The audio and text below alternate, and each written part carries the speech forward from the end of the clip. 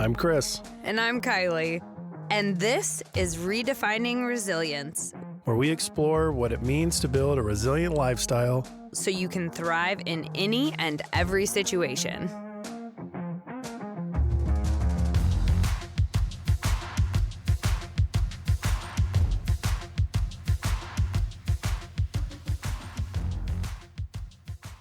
Lexi, welcome.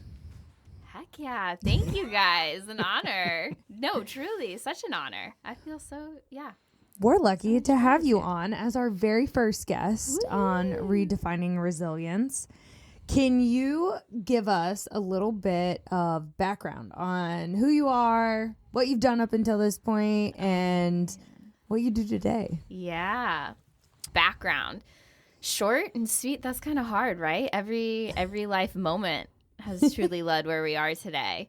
But I guess I'll start it back in OT school. Went to University of Indianapolis, got my doctorate in Occupational Therapy, specialized in positive psychology, working with veterans that were experiencing homelessness due to mental health and substance abuse. And that kind of got my interest from doing research from there. So then when I graduated, took an awesome opportunity out in Illinois to be a lead OT at a bunch of different facilities, but my heart was in the long-term psychiatric unit. But I got overworked and should not have necessarily, let me rephrase that. That life decision created where I am today because I was overwhelmed, stressed, gray hair, gaining weight, not feeling good, and I needed change. And I got change. So I quit that job, moved back in with my parents. COVID happened and a whole healing journey began. I started working with my mind-body healing coach and started yoga teacher training and got really connected with myself and learned how to listen to my own intuition, my own body. And then people just started asking, being like, hey, can you help me? And from that, I started helping people. And then my business, LM Wellness, became from that. And now I just help people really tap into their own being, their own intuition. And yeah, we feel really, really good optimizing our lives. So That's so cool. yeah. So what is occupational therapy? Yeah, the question. I get this all the time, you guys. It's so, yeah. So occupational therapy, we're looking at occupations, and there's an OT practice framework where there is a list of occupations, and it can range from self-care, so like showering, toileting, dressing, to child rearing, to work participation, leisure participation, volunteering, the whole gambit.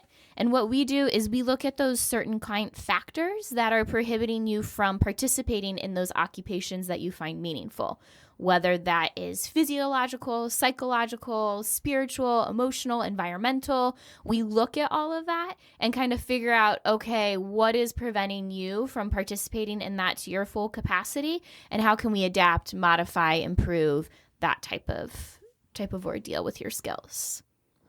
Okay. What kind of people need this type of therapy? Occupational therapy, I mean, I think everybody does, right? We all have a certain occupation that we're like, oh, I wish I could do better at this. And okay, so you look at what's preventing you from doing that. But a lot of times in traditional Western medicine, it's people that have had strokes, have had autism, Down syndrome, a developmental or intellectual disability, any hip replacements, knee replacements, hand, upper body injury, traumatic head injury, any of that, and OT can work with that. What makes it different from physical therapy? Yes. So physical therapy is really looking at the physiological body. So they're looking at the nerves, the muscles, and what is firing and what is not firing in order to get you to engage in walking or moving your legs to be able to get you to this place, or moving your arm to get you to here. They're working on that brain muscle connection a lot. Whereas OT is looking not only at that, but we're also looking at, okay, what in your environment is impacting that? What inside your emotional response, what are you thinking that's impacting that? Maybe there's something around you that is impacting your engagement in that. So we kind of look at all of that. And I love what you said about the mind-body connection. What exactly is that? It sounds very ethereal. Yeah. Mind-body connection. Yeah, we're all connected, right? And so if you look at it in our bodies physiologically, our brain has a bunch of nerve endings that go to everywhere in our body and then back up again to our brain. So we're connected by that. But there's also right, the thoughts that we create in our brain are creating that vibration, which are impacting all that's around. And what's impacting all that's around our bodies create that vibration that's impacting our brain. So that's a connection that we all have through that. And what impacts your brain impacts your body, and what impacts your body impacts your brain. Ooh. Yeah. That's pretty cool. Yeah. Yeah. Well, I'm a huge believer in the mind-body connection for just training purposes. There's all these studies that came out that said there's a massive percentage of growth that happens once you have the connection from what you're thinking about training and physically training it. One, I can't remember what it is. I'm going to have to look it up. But they put one group that just did bicep curls and then one group that did bicep curls and thought about it and was really intentional, and the whole time they would look at their biceps, they would think about what they're doing, and they grew exponentially larger. And there was no other additives. There was no diet change. There was no lifestyle change. It was just, I'm going to think about what I'm doing. I'm going to be intentional about it. And I'm going to put all of my mind's power into it. Yeah, I love that. The presence of being in the moment. Yeah. How do you, when you're working with a client, how do you kind of work at establishing that mind-body connection? Lexi, we ask the questions here. No, I'm just kidding. I'm so intrigued, though. It's a great question. It's probably a lot like you did. Nothing else matters in this space and time but this moment. Yeah. So your work environment, your kids, your wife, any other stimulus doesn't matter. Right now, all we have is the weight. So that's all you got to worry about. And what are we thinking about while we're doing this? Because I'm assuming, just like what you're doing, if you're intentional about your actions, you get something from it. The only time you get hurt or injured or do something dumb is when you're unintentional. You're just floating through life. So the more intentional you can be, the more thought process you can put towards the movement, the more you get out of it. Yeah.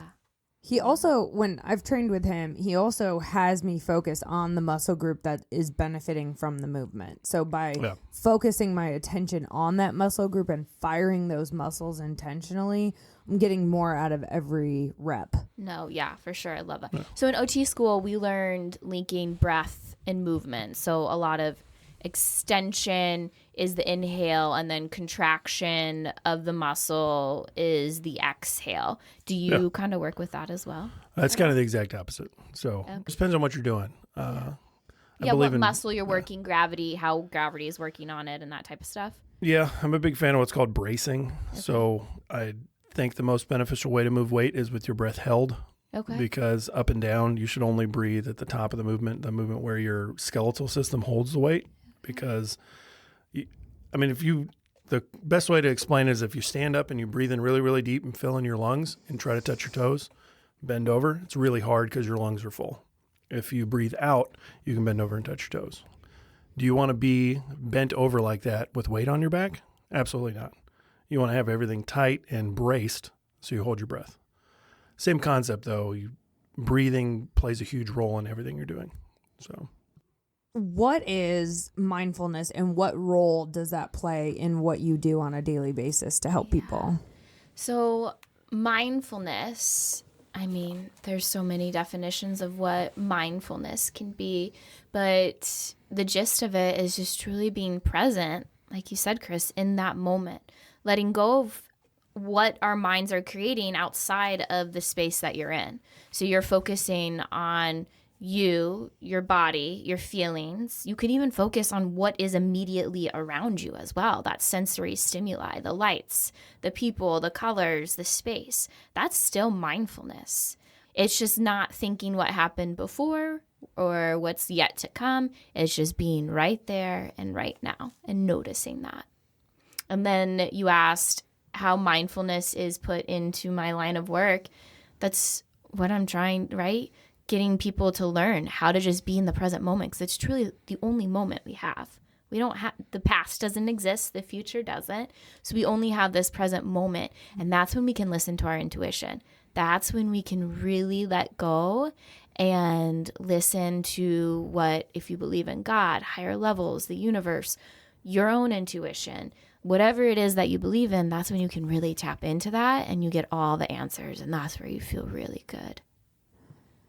How do we know if we're in tune with our intuition or not? Yeah. I love this question because, right, it's a learning process. It's a life journey. And you just got to start. You just have to start practicing. And the more and more you practice, the more and more it will get tuned. Okay, maybe you're like, my intuition feels like I should eat this candy bar right now. Okay, great. So you eat the candy bar because you feel like your intuition, and then you sit, reflect. Okay, was that my intuition? Did I feel better after doing that? Yes, I did. Oh, that was my intuition. Somehow I needed maybe some sugar to help my glucose levels right now, or energy to take on this next event. Or, oh, I felt really bad after that. Was that my intuition, or was that my ego speaking and I'm just stuffing an emotion from this event that happened with talking with my mom on the phone today that made me really emotional, bringing up childhood memories. So just start, right? Just start and listen to that voice inside your head, and then just pause and reflect. Again, mindfulness, bringing back to the present moment. Okay, how do I feel? Yeah, feel good? Great. That was probably it. Feel bad? Probably wasn't it. So what you're telling me is you have to take personal responsibility for your actions and put them through the filter of reality. Yeah. Like, was the candy bar good for me? In all senses of the word. So you have to take the responsibility for your actions. I think that's fantastic. Yeah. No, 100%, Chris. Yeah.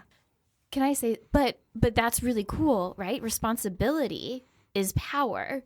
Yeah. And then so it helps us recognize the power with inside of us, Yes. that we have that power, that we have that amazing power and ability with inside of us to create whatever we want to create. That's so cool. I love that. Good connection, Chris. That's my favorite because it is, I posted about it on LinkedIn, I think this morning. That's not surprising. Yeah. Yeah.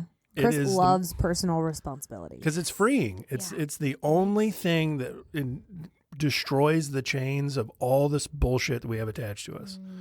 It's, everybody else's views and opinions and their responsibilities in their life that they don't feel like they should take over. They just, push onto you. And as long as you're taking care of yourself and being responsible for your actions, you're not chained to any of that anymore. It's awesome. You mentioned ego, and we haven't talked about ego a whole lot on this podcast yet, but I think it's arguably a very important concept to recognize and understand. So how do you think about ego? I think of ego as a friend, right? If we're amazing and lovable and I believe perfect just as we are, well, then an ego's there for a reason. An ego can teach us. An ego can guide us. An ego can create certain opportunities for us to heal and learn and grow. Yes, that ego is not always in line with our higher selves, but it provides that balance, right? We live in a world of duality, and that ego can help us create that balance, find where we're still limiting ourselves, right? If our ego didn't come in and didn't say, eat that candy bar because you feel bad that you just talked to that person and now you're stuffing, if that ego never did that, how would you know? If you aren't aware of it, then you can't change. And so you need that awareness, that mindfulness. And so I think that ego plays that balance, that duality inside of it. So, and I think a cool concept would be if you notice that you're reaching for the candy bar as a way to cope with an emotion, a negative emotion, and you recognize it, you intervene and you say, hey, you know what? My normal response is I'm going to reach for the candy bar, but I'm not going to do it this time because I know that's my ego. That's where I think it is a powerful teacher. For sure. I love that. And I love, it just brings awareness. It can bring so much insight into it.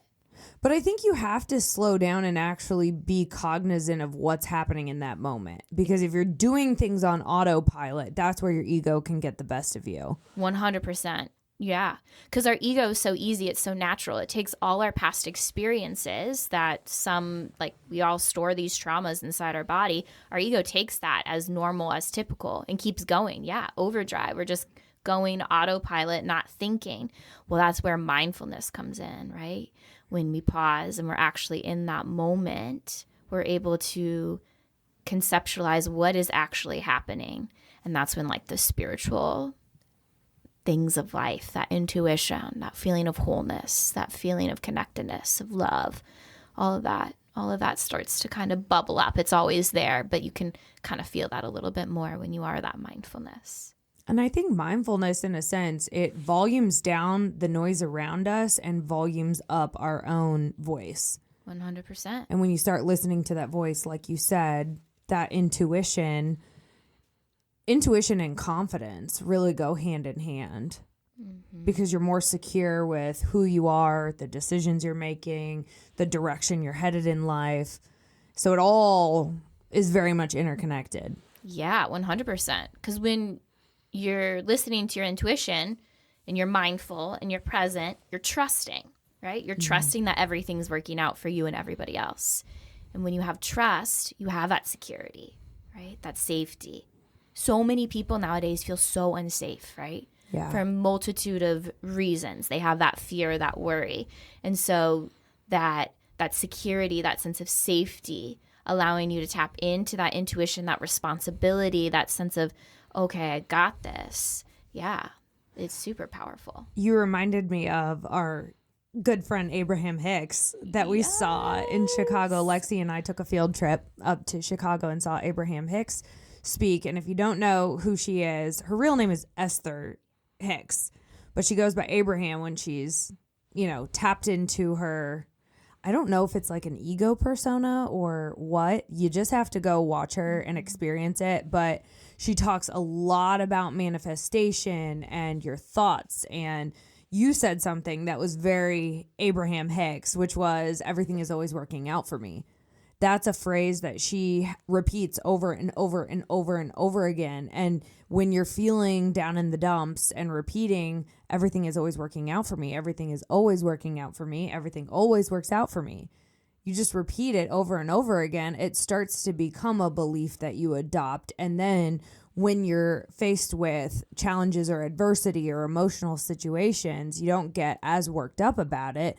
If you're reminding yourself, hey, we can calm down, we are safe, everything is always working out for me, because up until this point in my life, that is true, right? If we're all here breathing and, for the most part healthy and, have everything we need, all our basic needs met, then everything is working out for us. 100%. I love that. And there's a couple components of what you just said that I love. So I love that, we're feeling in the dumps. One, that's valid. We're humans. We're meant to feel. Feelings give us so much insight. Being mindful and being present doesn't allow those emotions to take our lives over. We're able to sit there and observe those emotions, whether we are sad, depressed, happy, joyful, whatever that be. When we're mindful, we're able to be present and just observe them. And so from there, then we can sit with it. And then we can think, okay, if everything's working out, how is this playing out in my life? And then a huge exercise that I love to do when this starts to occur is, okay, if everything's working out and these are my desires, my wishes, all of this, what is it what is already happening in my life that shows me that this exists? So if it's love, right? If I want love in my life, where do I already have love that exists? If it's abundance or success, where in my life do I already have this success? But then it brings you back to the here and now, where you are right now, that mindfulness component, that then you become to recognize that, and that just keeps you that momentum to go, go, go, and then everything starts to come to you. Yeah, I love that. So good. It's no surprise that mindfulness is situated in our resilience model within the composure domain. So when we think about, I think you just perfectly made the case for why mindfulness is so important in order to help us keep our composure and be able to think clearly through difficult situations or challenges, problem solve and be strategic about what we do next and how it aligns with our goals and where we want to go and how we want to get there. Because that's really ultimately, you know, what we have control over. We have control over all of those things. 100%. No, I love that, because when we can be present within ourselves, then we can start to observe what's happening. And we observe what's happening, that creates an awareness, and that awareness creates change. And so there's so much power, there's so much responsibility, there's so much opportunity, the possibilities that can come from that. And yeah, things don't take over you. You get to decide what happens. You get to decide what's occurring. And there's so much power in that as well. Oh, so good. So what are the benefits of mindfulness? Well, I mean, there's so many. I mean, you guys name two right now. Name one right off the top of your head. What's a benefit? Stress management. Yeah, awareness. Yeah. Oh my gosh. Emotional regulation. Yeah. Like, there's so much research out there on mindfulness. We're so blessed. And it just shows, like, the dopamine levels, the serotonin, the oxytocin, like all these amazing neurotransmitters just when people are mindful. Like, right? We're just focusing on the present moment, whether they're eating a raisin and focusing on the present moment, whether they're just observing their thoughts in the present moment, whether they're focusing on a task and in a flow state in the present moment. All these amazing feel-good neurotransmitters are being fired during it. So, of course, we're going to regulate our blood pressure. Our heart rate variability is going to be improved.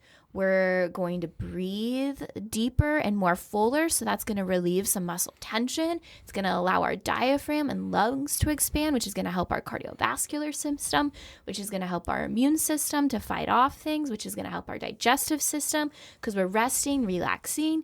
Like, it's going to help our joints, our muscles. It's going to help our nerves, and then it helps us obtain everything that we could ever want in our lives, and we're just going to feel really good. And then that's going to vibrate to everybody around us, because vibration, and there's research on this too, interneurons in between individuals, we give and receive this energy. So then all those people around you are going to be impacted by this. So then they're going to start to change, and all those good things are happening, and then they start to have like, it's endless. Like, mindfulness, unquestionably, the research I've done, like, people are like working out, walking, resting, eating this, meditation, breath work, mindfulness all around is the one common theme that I always see that always has results for every single individual.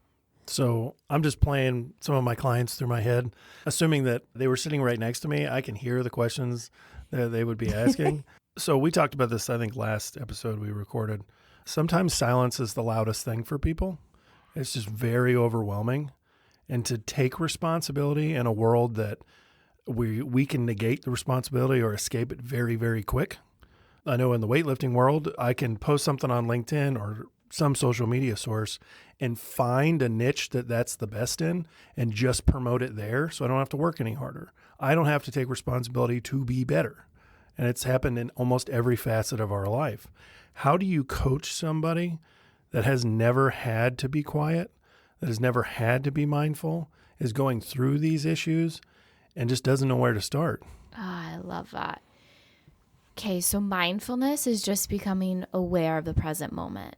So when my mind is racing, or I feel overwhelmed, or somebody is talking to me about a certain situation in their life that they just cannot stop thinking and feeling, and they feel overtaken by it, all I do is observe that.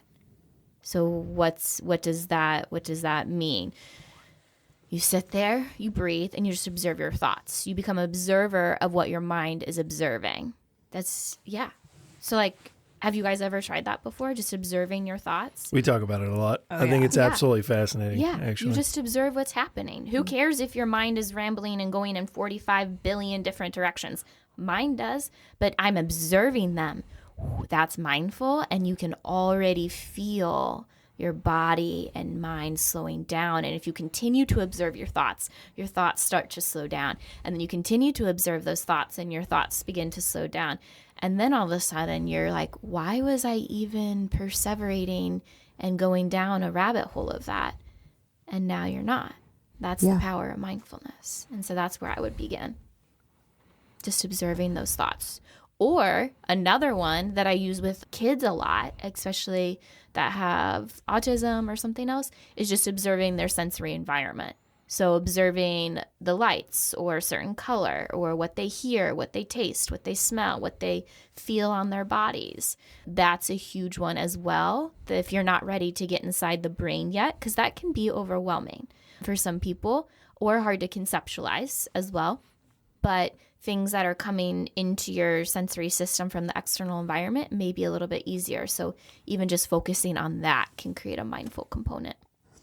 In my NLP certification, what you just described is disassociation, where essentially you take yourself out of first person perspective, disassociate with the thoughts that you're experiencing, and you put yourself in a third party perspective.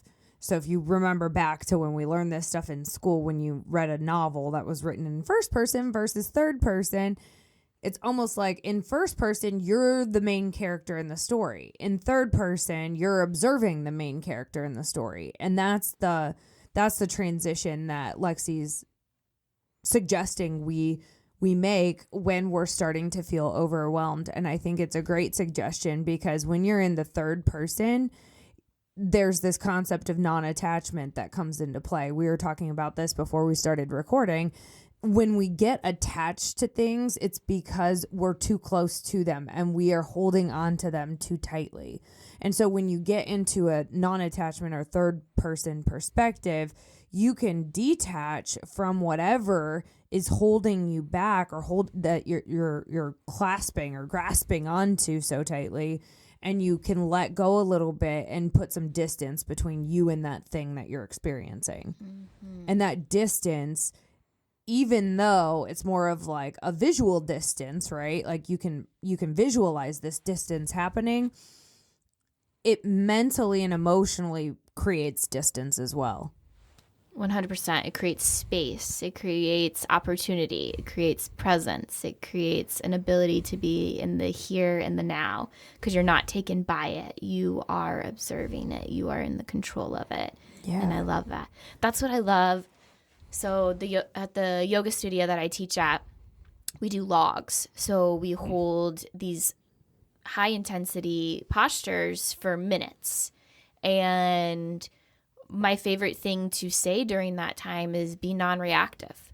How can you just be still and find that space or that non-reactivity just to be, right? Because if we can practice that in our mat in an effortful posture, well, then when we're faced with that certain situation that whether it's traffic or somebody dies or whatever it may be, instead of reacting, you become non-attached, non-reactive, and you just experience it and become aware of what's happening, and you breathe and you create that space. And space is so freeing, you guys. Space feels so good. Yeah, totally agree. Yoga was actually, it has been a huge part of my life since COVID happened, and Lexi was one of the main characters that got me through COVID because the yoga studio had put all of these virtual yoga flows up on Instagram Live for everybody to participate in from home. They didn't charge any money for it. They just said, hey, donate what you can. Don't worry about it if you can't, because they understood that a lot of people lost their jobs during that time. So I was doing yoga as the only form of physical activity during COVID. And then when all of the quarantine, I started going to yoga very regularly. And I remember distinctively one time I was running late to a yoga class and I called ahead. I talked to whoever was at the desk and said, hey, I'm running like 5 minutes late. I was stressed out. I was frantic. I got there and I was just apologizing up and down. And I don't remember who the instructor was there, but she was like, okay, just take a breath. And she actually made me like, And she made me take like 3 deep breaths and forced me to calm down. She's like, it doesn't matter. You're here now. It's going to begin when you get here. So don't worry about it. And ever since then, it almost ingrained this mindset in me to not rush and if I am having to rush, if I am running late for something, just accept it. Don't spend the rest of the drive stressing out about how embarrassing it is that you're going to be the last one in class. Like, it is what it is. They're going to make room. They always do. No one's going to judge me for it. I'm judging myself for it, but I can recognize that now. And now it's like, okay, me stressing out about this is actually putting me more in danger than anything else, because if I'm driving more aggressive, or I'm speeding, or I'm not taking proper precautions on the way there, I'm potentially setting myself up for a car accident, which we know happens to me based off of our previous episodes. But that was not because I was rushing. So I will say I have put this into practice, and it is something that now I just don't stress when I drive, because it's not doing me any favors. No. Well, when we're rushing, right? Rushing is a fear response. We're fearful of whether being disrespectful or being late or missing out or whatever that is, fear response. So when we're in that fear response, we're not thinking clearly. We aren't being mindful. We aren't breathing. Our breath becomes short. That's when our muscles start to tense up. We're in that fight or flight. Our jaw tenses. And so if we can learn to be like, whoa, wait, take a breath. A breath then allows us to take that third person perspective and observe what's actually happening. And you guys, literally, all is well. Like everything, there's a reason that you are late, whether it's serving somebody else's purpose, your purpose, another purpose. There is a reason, and all is good. We all get up so tight, and me included, and like, oh my gosh, it's going to ruin but it isn't. It's all there. We're all vibrating together as one unit. So it's all working out. Well, and now I think, okay, if I'm running a couple minutes late, it's maybe because I needed to avoid a car accident, or because I'm late, it took me on a different route that I don't normally go, but I'm avoiding traffic. And so maybe if I had taken my normal route and been on time, I would have gotten there even later, because I hit, some sort of traffic situation. So I always think, like you said, there's a reason why you're getting to where you're going when you're supposed to be there. So don't stress about it. 100%. And if we're stressing about little stuff like getting to a destination on time, what happens when big stuff happens? That's always my question when I watch somebody freaking out in traffic. It's like, what happens when you get in a wreck, bud? You just have an aneurysm and die? Like, I didn't mean to cut you off. Or like that person in front of you is going the speed limit, and I'm going 40 over. Like, just breathe, man. Yeah. And what happens in real life, Nah. It's impressive. Yeah. It's why it's important for us to maintain perspective on what really matters and what doesn't really matter. Work's not going to fire you because you got there at 8:02 instead of 8 o'clock. Also, why are you rushing to work? Like, can we just think about that for a second? Well, that and like, look at your plans. Did you leave early enough because you planned ahead? Well, and that's my biggest question. Exactly. Most of the time we're waking up and we're just rushing from the get-go. That's why it's really important to have mindful mornings. And we talked about that last time. But it's really important to start the day out on a mindful note so that can carry through the rest of your day. I love that. Yeah. Setting that intention. Even if you have it just like various points in your day, and it doesn't even have to be that long. You guys probably talked like 10 seconds can change the whole rest of your day if you're mindful for those 10 seconds. Yeah, that's such a powerful. I love that. Just not looking at your phone upon opening your eyeballs in the morning is a really helpful exercise. Yeah. But I mean, I don't know if there are statistics out there because I don't know how you could capture this information, but I have to be willing to bet that the majority of us pull our phone out and look at, what did we miss while we were sleeping? Who cares? Mm-hmm. You'll get to it when you get to it. When you're meant to get to it. Yeah. No. But we're raised in a society that we're the main character in everybody's movie. Everything matters because we're here. The party doesn't stop till I walk in or start till I walk in, We Yes, really Kasha. think that. Yeah, we think that, though. I mean, how many people are freaking out in the line at Kroger when everybody else is in the fucking line because they should make it through sooner? It happens all the time because we don't understand that we're not the main character. Right now is everybody's in the same experience. Just chill out, relax. In fact, you could probably have a really cool conversation with the people around you or see that the cash register that you're going up to in self-checkout doesn't take cash, and you would have known that if you'd have paid attention, But instead of freaking out, instead of that, you freaked out and you made it harder on everybody. That's super interesting. That is so interesting. I love that. What does gut health have to do with mindfulness and our brain? Yeah. I mean, there's numerous books and research and articles and physicians, and they'll talk about it, right? The probiotic and the prebiotics and all that type of stuff. From my perspective, from that mind-body connection, right? All those nerves are connected to our brain. Our brain's connected to all the nerves in our digestive tract, our stomach. And so there's a couple ways you can look at this, right? Physiologically, what we put into our body has a life force. So is it processed? Is it made through a machine? Then this is going to have less life force than like a fresh apple that you just picked off the tree with your own hands. They have different vibrations. That vibration is going to impact your body in different ways, which is then going to impact the brain as well.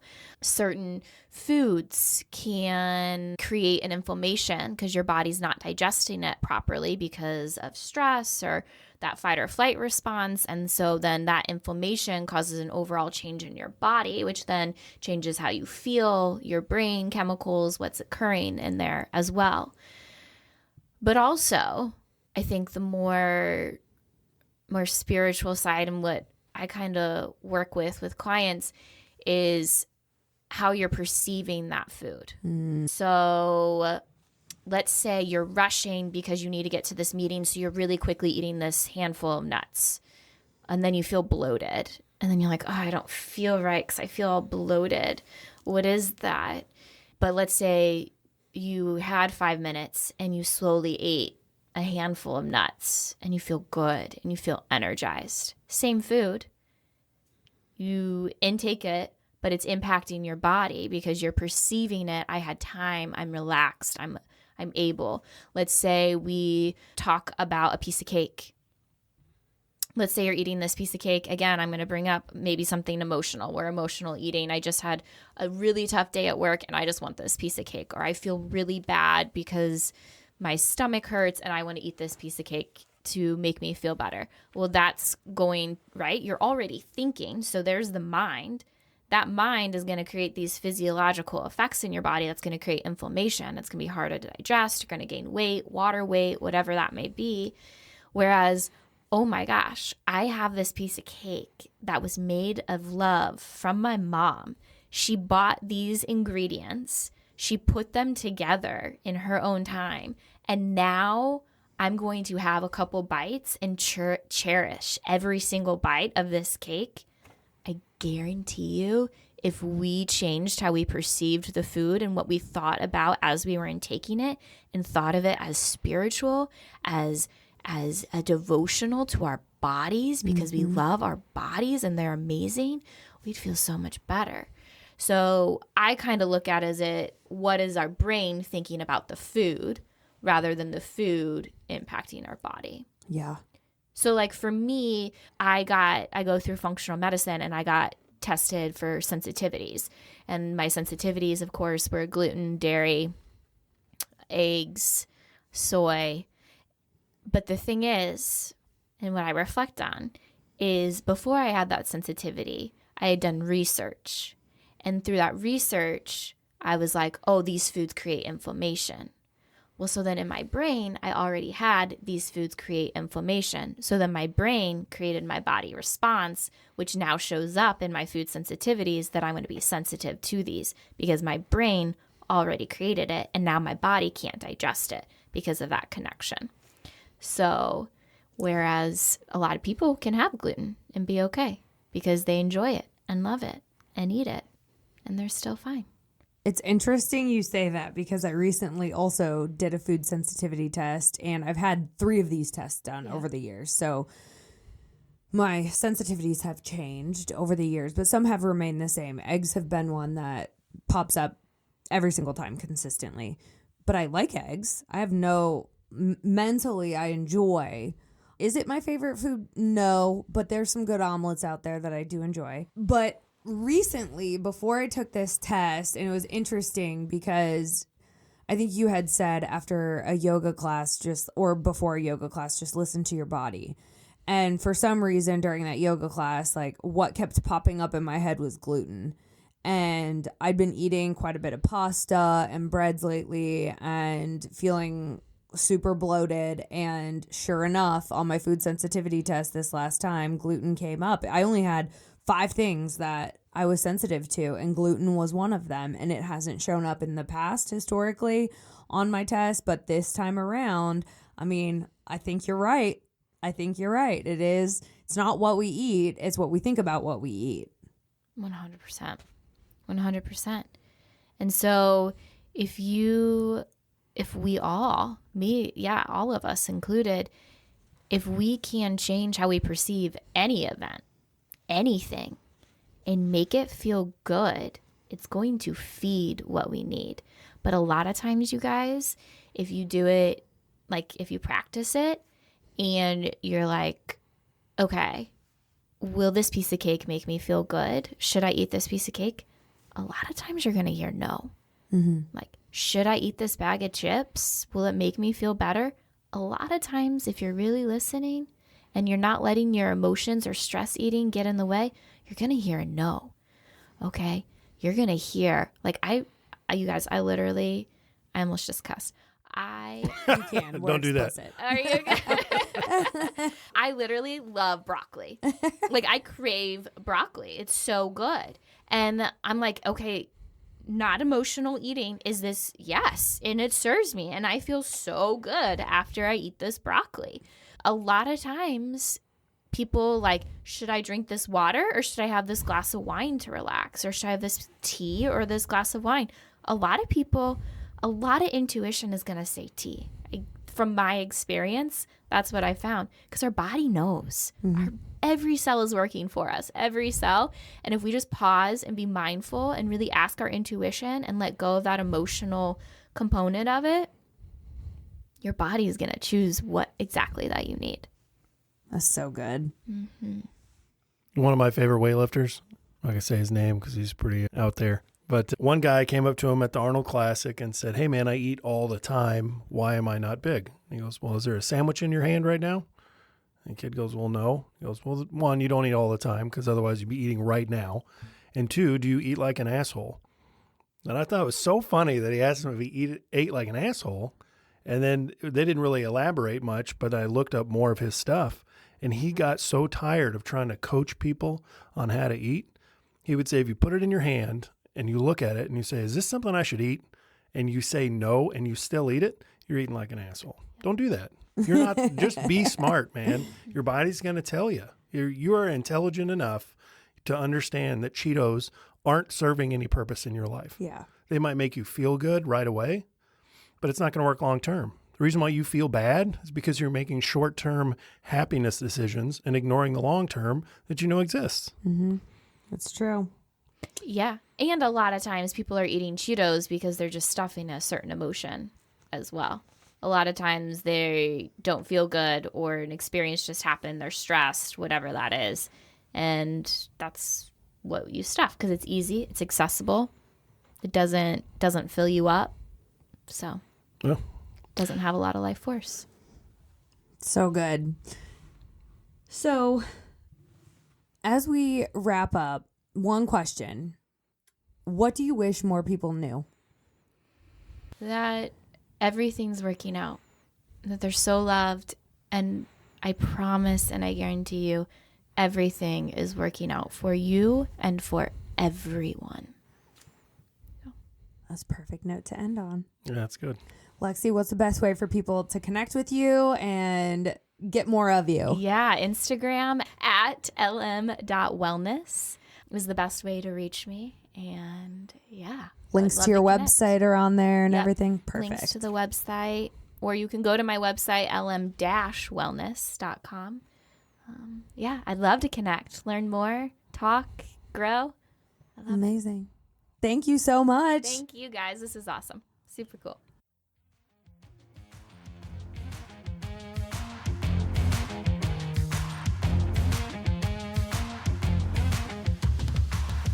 Thanks for listening to Redefining Resilience. To learn more about building your mental and physical readiness, check out odysseyresilience.org.